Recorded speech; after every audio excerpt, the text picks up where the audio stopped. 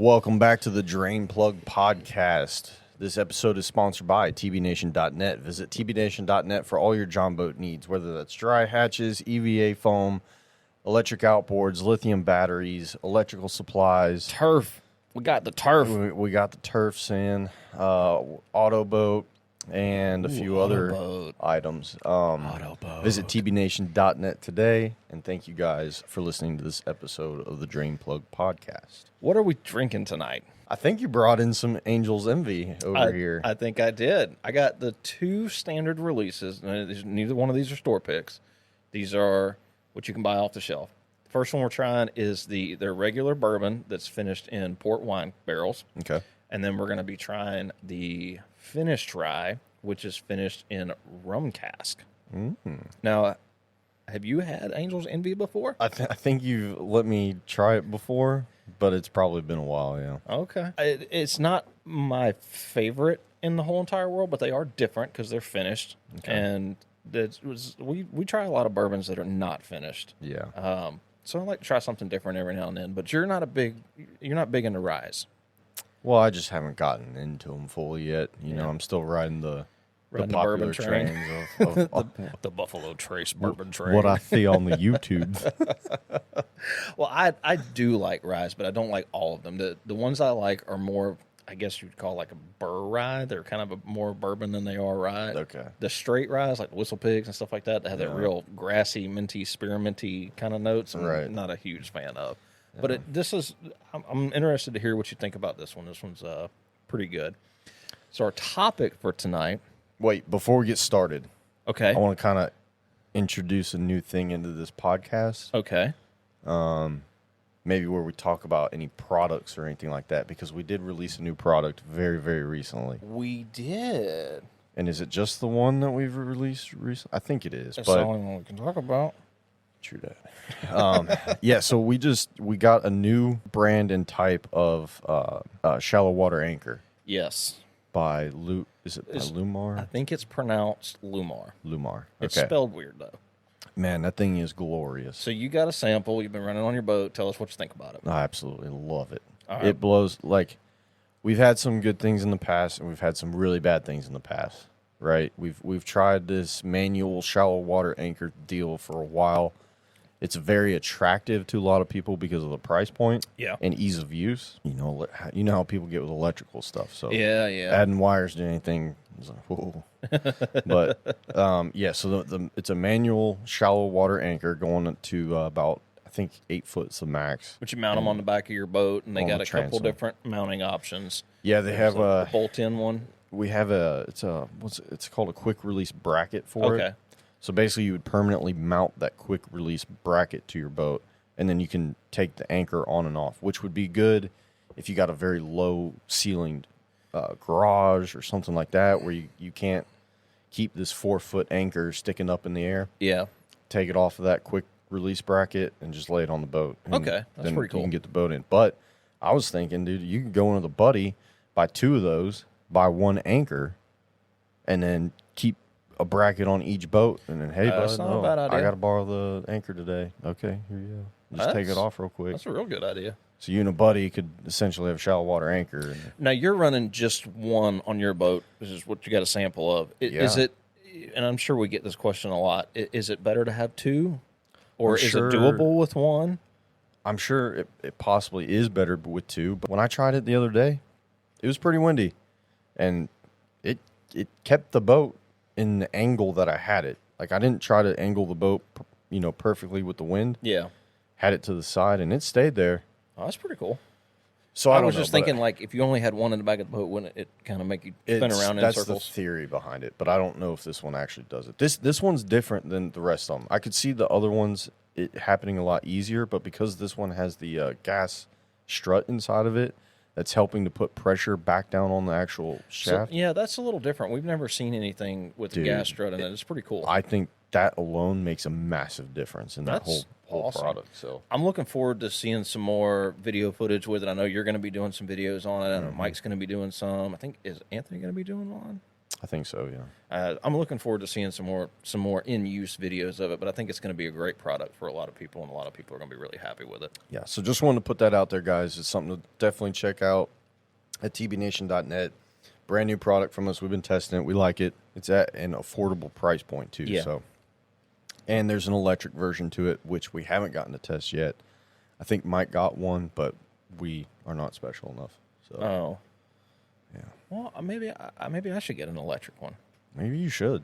Now that I got an electric outboard on my boat, I just feel like I should have an electric shallow water anchor on my boat, too. I think so. I just think I should have two. It's only got 2 wires, a positive and negative. So. Oh, I can screw that up. Anyways, guys, go check them out. We'll have some videos and stuff out very soon over them. But just putting it out there, we do have them. We got a limited stock right now, but definitely go check them out. They're pretty cool. Yep. So our topic for tonight, or today, it depends on when you're listening to this, but it's night for us. The topic is your John boat is not a submarine. Yeah, don't build your boat like a submarine. This came from a comment that I made in a video a while back, and I've said it a lot of times when people call here on the phone and ask about leaking boats and leaking rivets and getting water in the boat. I tell people all the time, it's a John boat, not a submarine. Yep. No matter how much you try, it will never be a submarine. You can put all the goop, slop, slather mess all over the bottom of that boat that you want to. It will never be a submarine. This is true. So that's what we're going to cover tonight. We're going to talk about some of the questions that we get about leaking rivets and cracks in the hull and holes in the boat and how to fix them, the best ways that we found, the worst ways that we found, some of the things that we see a lot of, and we'll kind of go over that in depth. We can start off with the leaky rivets on the bottom of the boat. Ain't from the outside in. Yeah.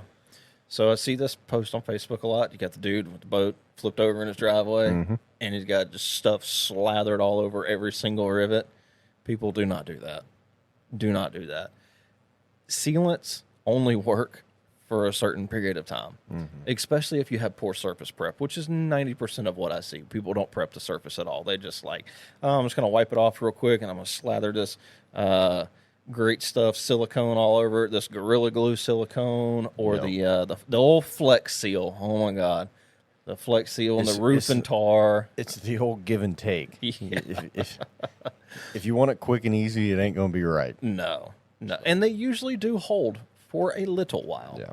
But one of the things you got to remember with aluminum boats is they're flexible. That's one of the things that is kind of attractive about aluminum John boats is that they can kind of take a little bit of bending and flexing without really hurting anything. Now, you may stretch a rivet out here and there, but when you put sealants on aluminum and then it gets hot and then it gets cold and then it gets beaten with waves and then you trailer it, a half hour from the house or an hour from the house, multiple weekends, and that boat's doing a lot of stretching and bending and warping and moving around, and without the proper surface prep, even the best adhesives are never going to stick. Yeah, I mean, even if you got a crappy trailer, that could be extremely detrimental to your hull. The bunks where they're landing, stuff like that. Yep. We see more damage and hear about more damage on boats from trailering than we do actually boats in the water.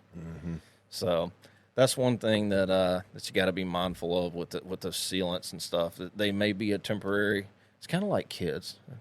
Kids? Yeah. Like permanent reminder of a temporary feeling. That's an old Jimmy Buffett song.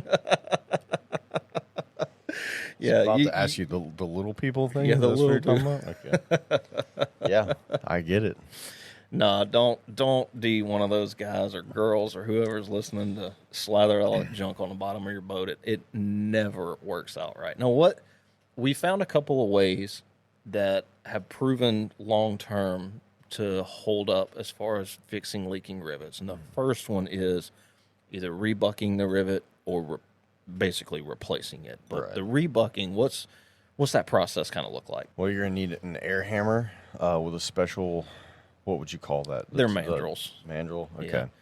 And then the dolly on the back or some type of hard surface, or something with some mass to it to the back. So when you're air hammering the front of that thing, the back, the outside, the outside, yeah, is helping crunch that rivet together. Now, traditionally, in a professional setting, and like when they're doing this at the factory or they're doing it on airplanes or all the other things, even tractor trailers. Tractor trailers got bucking rivets in them. The trailers do. They use a special set of air hammers that basically they hammer for a certain period and they stop so that you don't overbuck the rivet. Because what happens when you overbuck the rivet is you can actually stress crack the aluminum. So you only want to do it just enough to tighten it, and that's it. Yeah. But they use a person on the inside holding a dolly, which is basically just a big, solid piece of metal that gives it something hard to push against, and then the air hammer on the outside. Depending on what size your rivet is, you'll need a different mandrel or the air hammer tool piece that actually goes on the end of it for that rivet. But it can be done at home. Yeah. It's you and a buddy. Yeah. If you already have an air hammer or you know somebody that has one, a small compressor, and you don't have to have a special dolly. You can use like a sledgehammer, big piece. If you got a big, heavy piece of metal, I've seen some people on YouTube do it with just big, like handheld, like 3-pound sledges or a big framing hammer. Yeah. If you put a lot of pressure on the backside of that rivet, when you get somebody to do the air hammer on the outside, you can seal up a leaky rivet doing that. Absolutely. So that's the guaranteed best way to fix it. If you got the tools, or if you know somebody that has the tools you can borrow. The mandrels, I've seen them on Amazon for as cheap as $10 all the way up to $30, $40, $50. You don't need nothing expensive just to fix a little John boat. A little air compressor. Yeah, small air compressor. A lot of stuff is either you have or your neighbor has or a friend has or something like that. Now, the other one we're talking about is replacing rivets. What's the best way to do that? To not do that. To not have to do that. That to me is where there's like a whole nother level, I guess. You do need a special kind of rivet in order to... Now, we're talking pop rivets here. If you're going to replace it with a pop rivet, you need a specialty pop rivet in order to do that, and they're called sealed end rivets. Closed end rivets. Closed end rivets, sealed end rivets. Traditionally, most of your standard rivets in a boat are going to be 3/16. When you drill them out, you're going to want to drill them out to 1/4 inch and go with a 1/4 inch rivet. I mean, most of those bucking rivets are larger than that. They're a little bit bigger, yeah.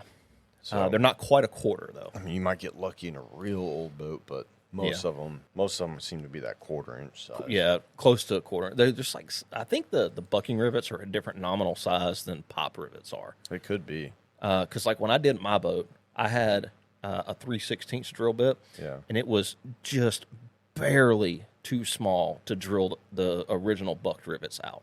Like, I mean, just barely. But when I started going up in size to get up to a 1/4 inch, because I was going to replace it with 1/4 inch pop rivets, the 1/4 inch was almost too big. Really? Yeah. But the good thing with pop rivets is they expand pretty well, especially if you're using aluminum pop rivets. Yeah. Stainless, not so much. Now, that's something else we'll bring up. Stainless, you can put stainless pop rivets in a boat. It's not the right way to do it, and the internet will shame you forever for putting two different metals in the same boat. You're going to cause electrolysis, and the whole world's going to die. No. Not true. Been doing it forever. Could cause a different hole in your boat. It could cause a different hole in your boat. But the biggest thing is the stainless rivets, especially on a 1/4 inch, are extremely difficult to put in. Like, they take some effort. Yeah. Anytime you go over 3/16, you're going to need a specialty rivet gun.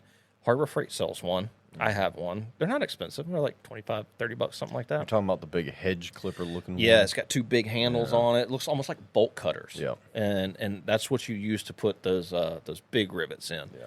And you have to be very careful because they take some serious force. And if you're not paying attention and you accidentally slam your hand into the side of your trailer, you will lose a piece of your fingernail for like a couple of months. Yeah. Ask me how Safety third. Safety third. Coffee's always first.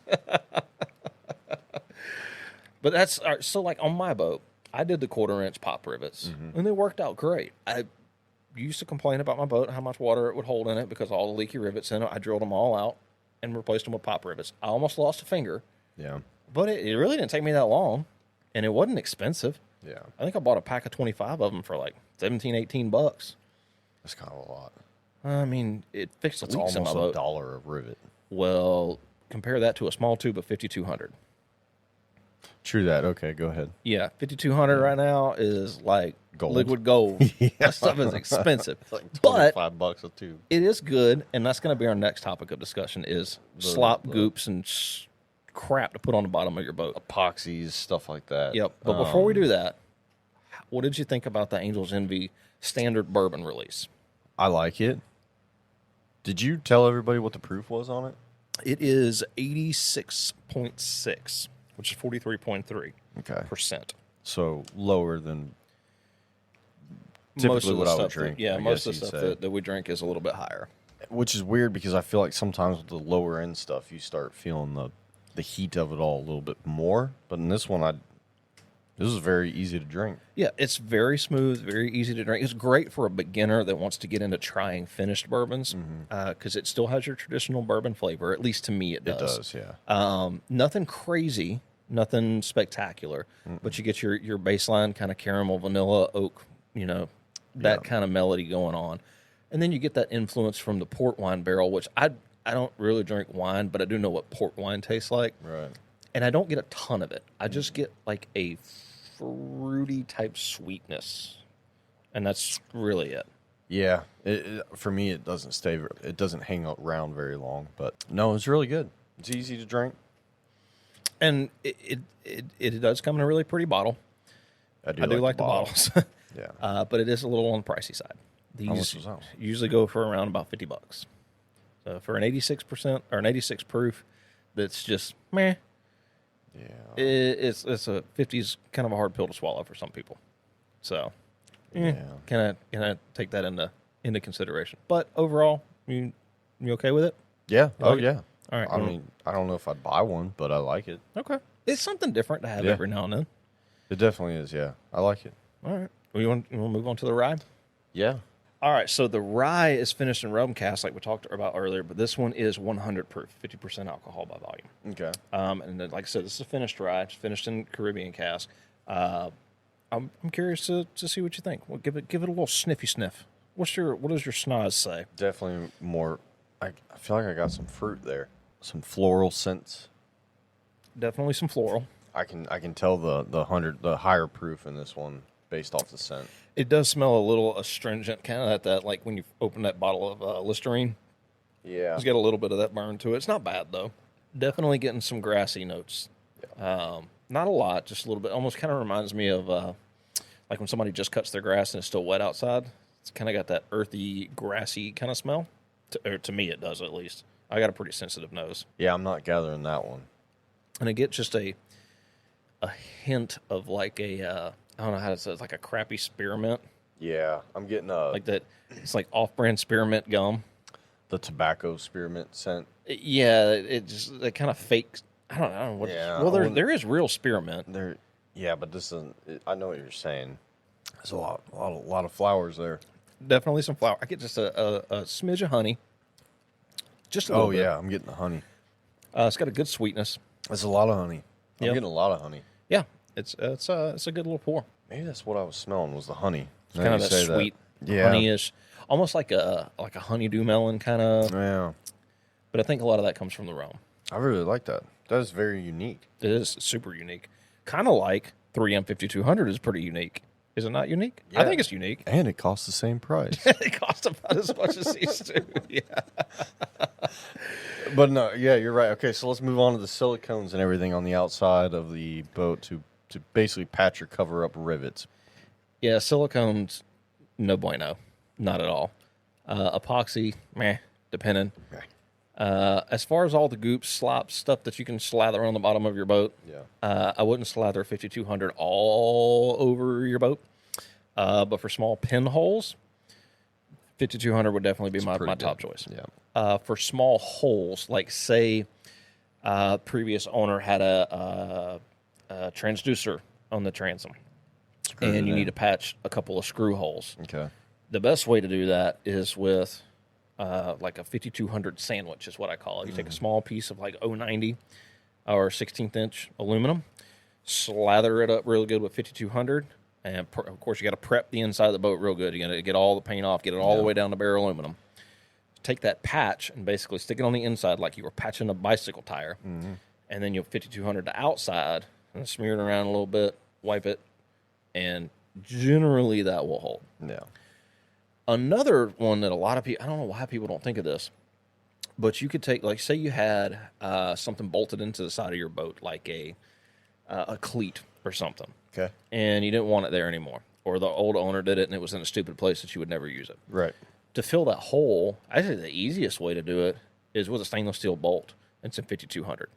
You can take a stainless steel bolt with a fender washer, 5200 all the way around it, fender washer on the inside with 5200, put a nut on it, and squeeze it together, and you got a hole fixed. Like, that's the easy way. Yeah. Now, bigger holes, Anthony's got a great video. Brigade Boats. He does, yeah. He did that. He did a patch on a boat that had a pretty large hole on the side. I'd say not quite fist size. Was it that red tracker? I don't remember which boat it was in particular. I don't either. It was one that was getting painted black. I know that. Could be wrong. Anyways, in the videos, he's got a pretty good size hole. Not quite fist size, but a pretty decent size hole on the side of the boat. It was like a through-hole fitting hole. Yep. Where, like, they had the live well going into the front of the console or something like that. And it was on the side. When it was like inch and a half. Yeah, it was just, pretty big. Gnarly one. And he did the same kind of method where he took a piece of 090, covered it in 5200, prepped the back of the boat or the inside of the boat real good, slapped that in there. Yep. And to hold it in place because it was a larger hole, he actually went all the way around the edge of it and filled it in with pop rivets, countersink pop rivets. Now, he goes into like a lot of depth in this particular video that we're talking about, and if I remember, I'll link it in the description of this video if you're watching this on YouTube or in the show notes on our podcast stuff. But he went the extra mile and did some Bondo work with fiberglass reinforcement, sanded it all out, and once it's painted, you would never know that hole was there. Yeah. But for most people, I don't know if everybody's going to go to that length if you're just trying to patch a hole. Right. But that's a pretty significant way to patch larger size holes. Right. The bolt method is good, but that's what 5200 is for. Yeah. Sealing through hole fittings, sealing and adhering like jack plate holes and stuff like that. Yeah. It is not something that is meant to be slathered all over the top of every single rivet on the bottom of your boat. No, because all it's going to take is one good rock, one good tree to catch the lip of that 5200 and just pull it right back off. Mm-hmm. So keep that in mind. I mean, obviously the best way to do any of that is to get it welded up. Yeah, but if you can take it to a welder. We're trying to keep this on DIY level for the majority, of people. Yeah. So, do what you can with what you got. But the 5200 would be like my primary go-to when it comes to stuff in a tube. 5200 we keep here kind of like you got to have batteries for your power tools. Yeah. That 5200 is gold. Now, I will say on the 5200 side that they make two different versions of it. They make the regular and the fast cure. We've had better luck with the regular 5200 than we have the fast cure. The only downside to using the regular 5200 is it's a 7-day cure time. Yeah, it takes a long time for that to set up. Yes, it does. But once it is dry, you have a really hard time getting it off. Yeah. Yep. If it's applied properly in the right scenario. Now, you just smear it around on the bottom of your boat. Yeah, you could probably take a sander to it and sand it off the bottom. Yeah. That's not a big deal. Now, one thing that we talked about before is using the 5200 and welding. If you ever have any intention of getting your boat, like say you have a crack in the hull and you want to get it welded, do not put anything in that crack. Yeah. Don't even look at the crack. Don't try to paint it. Don't try to put any silicone in it. No 5200. Don't try to do nothing to it because you are creating nothing but problems for whoever's going to be welding that boat. And there's a very good chance that you may put something in there that will not come out, and that may not be repairable. Yeah, the welder doesn't like that stuff. No. I wouldn't say aluminum's porous. But when you're doing it, when you're working with it like that, it does feel like it's porous. It almost feels like it soaks up some of that stuff. Yeah. When we're welding on boats that have got a lot of silicone and stuff like that in them. It'll start popping and everything once you touch that welder to it. Yep. Get that burning smell. And a lot of times it'll blow holes in the boat. You could try to be, fixing like a gunnel rail or something like that, and you run into a section where somebody had a hole that was full of silicone, and it hits, and you could have a finger-sized hole in the bottom or on the side of your boat before you know it, just from the silicone when you're welding it. And sometimes it's really, really hard to fix. No, I agree. Most of the time, we wind up having to put giant patches on the inside of boats when we're welding up holes that have previously had silicone. Yeah. Silicone is, and this is another thing that people forget about. Silicone don't like paint. Silicone don't. What do you mean? Like silicone before you paint? Anything. Silicone and paint do not get along. Well, your silicone's malleable, so like, yeah. I mean, yes, but silicone causes all kind of painting issues. Like if you want to get hurt very badly, go to a body shop with a can of spray silicone. You might not make it out of there alive because that stuff gets into the air. It's airborne, and it can cause fish eyes in paint really, really bad. Really? Yes, it is. It is really bad. Oh, I didn't know any of that. Like, it's terrible. Like, when I painted doing hydro dipping for a living, there was no silicone products allowed in my shop at all. It didn't matter what it was. If it was made out of silicone, it had to stay outside. Really? Yep. Silicone is that dangerous to paint. And that's more for your professional paint finishes when you're doing a two-part base coat or primer, base coat, clear coat. It really messes with your base coat and clear coat. It can cause some serious problems with fish eyes. But knowing that, why would you try to paint over it? If you know that it causes problems with paint, why in the hell would you try to paint over it? And that's what people are doing. They're putting just regular old window silicone all over the bottom of their boat or off the side of their boat to make a repair and then try to paint it, and then they wonder why their paint's flaking off in a couple of weeks. Yeah. So that's, no, I wouldn't do that. Now, moving on to bottom coatings. This is one we get a lot of questions about. So you got kind of different categories. You got your slick bottom coatings, which is going to be like your Gator Glide, Wetlander, and to a point, the Fast Coat Super Slick. Right. And then you got your coatings for the bottom of the boat that are made to seal leaky rivets that I don't really recommend for sealing leaky rivets. Right. And that's going to be your Glove-It, your Flex Seals, and roof patching and stuff like that. I know we've seen a ton of horror stories, but as far as the Glove-It and things like that, from what I've heard, Glove-It's been a decent product, but it doesn't last forever. Yeah, it lasts until they have to sell the boat. Pretty basically. That's one of those screw the next guy kind of deals. Yeah, it is. Slapping it on the bottom of the boat. Your slick bottom coatings are just that. They're not made for sealing leaky rivets. They are made to seal, or they're made to make the bottom of your boat slick. Right. You might get added benefits to it. Yes. But that's not 100% every time. Yeah. And now, from personal experience, we've put Fastco Super Slick on your boat. I put Wetlander on one of my previous boats, and I've done Gator Glide on my current boat. Right. Plus, we've done Gator Glide on some customer boats before. Gator Glide is probably the worst thing ever that I could recommend to somebody for sealing anything. Right. That stuff goes on so thin, and the same thing with the Wetlander.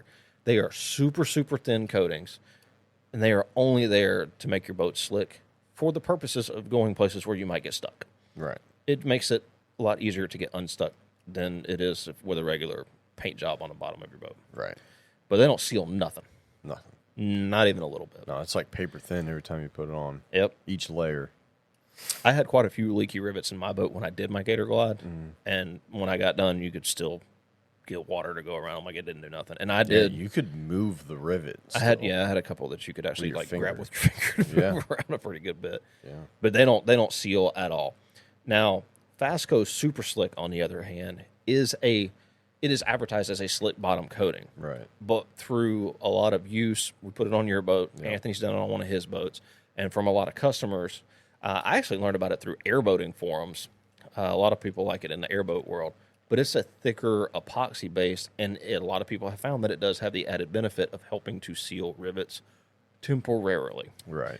It is going to wear off the bottom of your boat at some point. So as a permanent fix, because you got to reapply all that stuff too every so often. Yeah, like my Gator Glide has been on my boat for about 2 or 3 years now, and it needs to be redone. Yeah, but I don't want to pull it off the trailer and do it, so it's just going to flip that heavy son of a gun back over. Holy smokes! I've done a little bit of rock skating with it, skating and iron testing on it. Yeah, well, I ran over some things that I probably shouldn't have.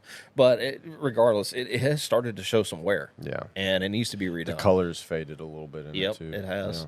Now, we did the Fastco Super Slick on your boat, but you didn't have any leaks beforehand, right? No. I mean, not that I'm aware of. We had everything patched up before we really went full force into it. Yeah. Now, as far as added benefits, though, one, it did make your boat slick on the bottom. It's a lot easier to get on and off trailer. Yeah. With the electric outboard, it's a lot easier to get the boat on and off the trailer. That's really the only purpose I need it for. I mean, I've been in some shallow water situations, but most of the time my motor's going to hit before the bottom of my boat hits. So that's true. When I'm beaching it, I guess I could say, like if I have to, if there's not a dock at the ramp, and I got to, beach the nose of the boat up onto the ground, I'm very less concerned when doing that because that bottom is on it. Yeah, and I haven't had any issues with it. So a lot of people swear by it. They really like it. I think on my next boat I will do the Fastco Super Slick, and so I can kind of direct comparison to the Gator Glide. Gator Glide, for what it is as a slick bottom coating, is an awesome product. Like I cannot say enough good stuff about it. It was not hard to apply. It's a long process. I did a whole video on it if you guys want to check it out, but it's worth its weight in gold if you fish where it is super, super shallow, and there's a very good chance that you might wind up being on top of something that you don't want to be on top of. I beach mine on sand a lot in the rivers when we get out to hang out, catfish, or go to the bathroom, or cook dinner or whatever, grill out. And I can just about push the boat off with a push pole most of the time. I don't even need to push the boat. I just get in the boat, grab my push pole, and just kind of push it off. Yeah. Trailering, though, just like you said, getting it on off trailer, super, super simple. Now, if you've never put Gator Glide on your boat before, you've never owned a boat with a slick bottom coating, do not unhook your boat until you are at the ramp, back down, and you are fixing to have the back end of that boat in the water. Depending on what your bunks are made out of, your boat may slide off without doing anything. My boat does not. I put turf on my bunks, and it's got... Yours has a little bit of grip. It has just enough grip to where on even a steep bank, it doesn't want to slide off. I got to give it just like a little bit of a push. Yeah. But if I'm on like a pretty steep incline, and I get the back end of the boat in the water, as soon as that back end lifts up, the whole boat slides off. Yeah. Now, you got gator back bunks on your boat. Yeah, I don't have EVA foam. It's those gator backs with the lights in them. So it's a silicone ribbed. Yes. So it's not like fully flat, and the entire width of that bunk is not fully surface areaed against the bottom of the boat. Yeah, it's got like little ribs in it. Right. Yeah, that's a good way to put it. Man, those gator back bunks they're nice. Freaking sweet, dude. And your boat comes off your trailer like. Dude, you look at it and it's like. Yep. You're right. I definitely don't unhook the front of it until I'd say my tires are even in the water, and honestly, that might not even be far enough because there's a chance it's going to slide right off the back. Yeah, but I've seen that happen before. I've seen some people in Facebook groups. We've tried to fix a boat where a guy did that. Remember that one? Yeah, that low? He sure did. He dropped that thing in the middle ramp of the boat ramp and bent that whole the drain plug fitting, like smashed it in. Smashed it bad. We cut that whole piece out, completely replaced it, and it still was leaking back there. Yep, even with hot welding that we did.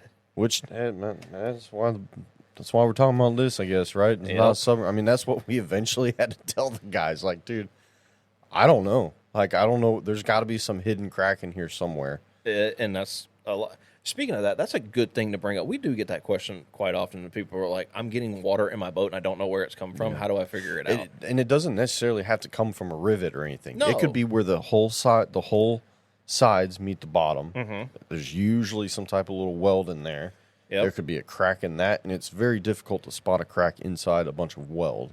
Or if you got a V-hole where basically the side and the bottom meet, they're overlapped with a bunch of rivets, and they usually have sealant in there. Yep, sealant, or like some type of gasket or something in between those rivets and everything. Yeah, that could be a leaky spot. I mean, I totally forgot about all that. Those are a little bit more difficult to repair. Generally, with that, you're going to be running like a bead of 5200 down the side of the boat and a bead down the inside and kind of smearing it and hoping for the best. Yeah, now that I think about it, if you have a leaky rivet and you know it's the rivet, you're kind of lucky. Yeah, the rivet's the easiest one to fix. Yeah, that is true. And I have said it a lot of times, but God made bilge pumps for a reason. That's true. It's okay to get a little water in your boat. I'm living proof of that. Well, you want to talk about the bilge pumps real quick before we wrap it all up? Yeah, I mean, you made fun of me for a long time at my boat. I ran around with, I had one rivet in the front of the boat that literally, like, you could push it and move it about a half inch with your finger. Like, it was just barely hanging in there. Yep. And anytime we opened up the hatch, you could just see it squirting water up inside the boat. Yeah, I remember lifting that hatch up one time, going down the river, and you had that big, what was it, the 620 Predator on there or something? Oh, the 670, the V-twin, yeah. Dude, and that thing was shaking the whole boat, and I could just lift up that hatch and see this little rivet just and moving with the motion of the motor, and water was just squirting in through it. And I'm like, well, hey, man, you got a bilge pump in here? He's like, nah. No, I don't need that. Why? I'm like, you got a lot of water coming in up here. That was prior to finishing my boat. Now I have 2. And we do, in all of our boat builds now, we put 2 bilge pumps in every single boat. Well, yeah. I mean, dude, I just got stuck in a bad rainstorm the other night. Yep. And you needed them bilge pumps, didn't you? Boy, that sucker kicked on. I was like, oh, no. So generally what I do is I put 1 automatic bilge pump in there and I put 1 manual. Yep. And I hook the 2 manuals together on the same circuit so that when I flip the switch, both of the bilge pumps will come on.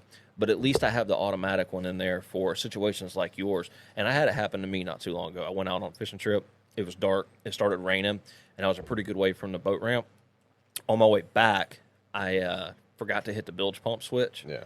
And the boat started getting a pretty good bit of water in it. Well, that bilge pump kicked on all by itself. And when I heard it, I was like, oh, yeah, I need to go turn my bilge pumps on because it's going to be raining pretty hard. So yeah, that automatic one is, I look at it as like a safety. It is. If I hear that one pop on, I'm hitting the switch and making sure everything's on. And in most of the boats, you don't need huge bilge pumps. I mean, we run, so like in mine, I've got 2 800-gallon-per-hour bilge pumps, and I've never, even with a bunch of leaky rivets in my boat, I've never had it fill up more than I needed it to. These bilge pumps ain't cheap either. The big ones get expensive. Yeah. The smaller ones ain't too bad. 1,000-gallon-per-hour. Yeah. 1,200, 1,500 are usually in that like $75 price point and less. Yeah. It's when you get to the big bilge pumps, the several thousand gallons per hour. Yeah. Those can get quite pricey. Yeah. I just don't see a need for them in, I'd say, anything less than an 18-foot boat, which is mostly what we deal with. Yeah. Everything less than 18 feet.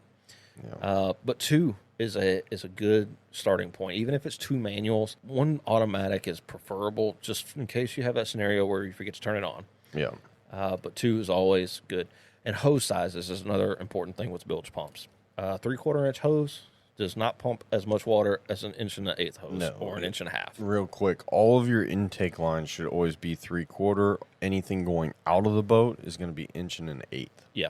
And that's what we do with bilge pumps. All our bilge pumps are usually 1,000 gallons per hour or less, 1 1/8 hose out. Mm-hmm. And that will save your butt if you get into a bad rainstorm or you get into a situation where you got some white caps and you're taking water over the side of the boat. Mm-hmm. That is a necessary evil. Yeah. Bilge pump's just one of those, like a life jacket. You need to have it in your boat. Yeah. So what did you think about the Angel's Envy finished rye? I actually like it better than the original one. And I can't pinpoint what it is, but when I drink it, I'm like, ooh, that's unique. Unique is the only word that I can think of that comes to my mind. You're not picking anything like specific out of it. I know you got some honey, little floral. Just that honey. I mean, it's just a different sweetness to it. Like I like the sweeter ones, but this is just a different sweet that I'm not used to tasting. Traditionally, ryes, especially high ryes, like this one's a 95.5, so it's 95% rye and 5% malted barley. Okay. Traditionally, they are what people call spicy or have a peppery type finish. Out of all the ryes that I've had, this is probably one of the least pepperies. Yeah, I'm not good. I get it just a smidgen on the finish, but it's like not even worth mentioning. Yeah, it's not even making me aware of it, really, to be honest with you. Smooth, easy to drink. Yes. Not super high proof, just right at 100. And it doesn't, to me, it doesn't drink like 100. No, it doesn't. It drinks a little bit less. It drinks closer to that 80% over there. 86, yeah. So some of the notes that I pick up on is definitely the honey. Mm-hmm. I get that floral note, but to me, it reminds me of, and I get it more on the nose, almost like that honeysuckle, kind of planty, flowery. Yeah. It doesn't smell like honey. It's a natural honey taste and scent. Yep. Not like, hey, squeeze the bear and smell the bear. Yeah. You know. There's definitely a grain note to it for me. I get a very prominent, and it's probably the rye. Traditionally, ryes have a hay, grassy type nose or flavor to them. Yep. Now, I didn't tell you how much that bottle cost. Well, wait, how much was the other one? I paid $49 for the original, the standard port finish. The first one we tried. Yep. That's pretty typical price. Most of the time, you can find them for around that like $40 to $49 range. Okay. The finished rye usually starts, if you can get it at MSRP, is about $80. Most of the time, you're going to find it north of 90 to 100. Does that change your feelings about it, or does it hurt your feelings? I think there's other things that I would like to try in the 80 price point than that. But that's unique enough where it interests me, where it's like, I feel like I kind of need that. Does it make you want to try more rye now? Yeah. It definitely does that. Yep. There's quite a few out there. There's you got double oaked rye. Mm-hmm.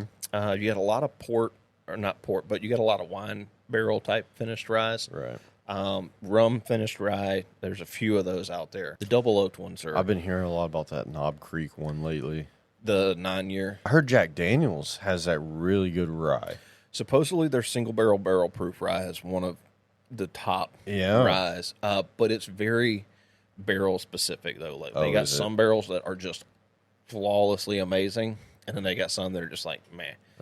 The only reason I haven't bought it is because of the price. It's gotten a little hyped up over the last couple years, and I've seen them from $80 all the way up to $110, $120, and I'm just not paying for that. You talking about the cost of the proof? The cost. Because their proof is pretty high. The proofs are pretty high. I think the lowest one I've ever seen is like 127. Yeah. Most of them are like 130, 132. 130-ish, yeah. Somewhere but from what I've heard, they don't drink that hot. Yeah. They don't drink like they're, almost a hazmat bourbon. Right. But I would like to try one at some point. I don't know if I would go out and blow money on one. Yeah, I don't know if I would either, but it's hard for me to pull the trigger on anything Jack Daniels like that, to be honest with you. Did you have a bad Jack Daniels experience? No, it's just you always think of the number 7, just how, I don't know. I just think of that with Jack and Coke. You know what I mean? There's something about that Lincoln County process where they do the sugar maple charcoal filtering that mellows it out or whatever. It gives it a very distinct flavor, and there's everything. Jack Daniels reminds me of that number 7. Yeah. So what did we do scale-wise last time? Was it 1 to 5, 1 to 10? 1 to 10. 1 to 10? Yeah. All right, so 1 to 10 on the Angel's Envy port finished bourbon? I'm going to give it just an average 5. Yeah. I mean, it's nothing great, but also probably better than a lot of the other things that I've spent more and gotten other bottles that were nowhere near as good as that. I'd just say it's a straight 50, man. I think it's a reliable bottle to go to. I think it's a great beginner's bourbon to get you in. It's like a break into that finishing thing, because there's a lot of finished bourbons out there. There's a lot of hate on them, too. There is, and not all of them are good. Right. I've had a lot of bad ones, but I've had a lot of good ones, too. Yeah. This is one of those ones that's just... It would definitely get you in the door of the finished bourbons. I'm right there with you, 5. That's good. Now the finished dry. That one I'm gonna give a little bit higher because I'm extremely impressed by it and the uniqueness of it to me. I mean, I got nothing else to base it off. Let's give it a 7 for now. Okay, a 7 for now. I think that's fair, and the only reason I would score any lower than a 7 is because of the price. I was about to say I did not take price in the factor for mine. I do. I always do because I'm cheap. Well, yeah, but like you also know what you're expecting out of the rye more than I do too. So. Yeah, I will say out of all the ryes that I've tried, and I'm not a rye nut by any means, right? But I have tried 10, 15 of them. Yeah. Out of all the ones I've tried, this is probably the most unique one in the finished category that I've ever had, besides the double oaked. There is a double oaked rye out there, which we'll have to review in another day. I want to try that one. It's good, and those will probably be like neck and neck tied for my favorite ryes. Right. For finished ryes, I should say. Now, regular ryes, we'll have to do another rye another night, but I'll bring my favorite rye in and let you try that. Okay. I'm right there with you, like 6.5, 7 somewhere in there, and it's based solely on the price. Right. It's a great sip. I love the flavors. Nothing negative to say about it other than the price. Just kind of high price. Sexy bottle. Absolutely. Yeah. Well, we appreciate you guys watching. I mean, if you've made it this far into the podcast on YouTube, go down in the comments section and leave us what do you want to leave? Like an American flag emoji? Yeah, something. Leave the American flag emoji so we know you made it this far. Yes, so that we know you made it. But just out of curiosity, seriously, comment. Like, we love reading people's comments on these podcasts. It gives us more ideas for things to talk about. Give us topic ideas, please. We would love to hear your feedback on them. Right now, we're in weekly meetings going, all right, guys, what's a good topic? Yeah, what's the topic for this week? We got some more coming, but I'm sure you guys have some great ideas as well. So we've also had some really good bourbon feedback. We've had a couple people post, and they're enjoying the bourbon theme. Yep. I was kind of surprised and taken back by how much of our community is actually like bourbon enthusiasts. Yeah, we've even had some people call the shop and be like, hey man, you ever tried this one? Yep. Yep. And that's what we're trying to do. We could sit here and talk about boats for 30, 45 minutes, no problem, but we're trying to bring something else into it to kind of break up the monotony of just sitting around talking about boats. Yep. But thank you, guys, all guys and gals. Guys and gals. Peoples, children of all ages, for tuning in. If you are on a podcast platform like Google Podcast or YouTube Podcast or Apple Podcast or Spotify or anything else, please leave us a rating. Please rate the podcast. We would greatly appreciate that. It helps it get out so that more people can hear it. Yep. And leave us a comment on YouTube. Mm-hmm. And most importantly, don't forget your drain plug. Don't forget that. Have a good night, guys.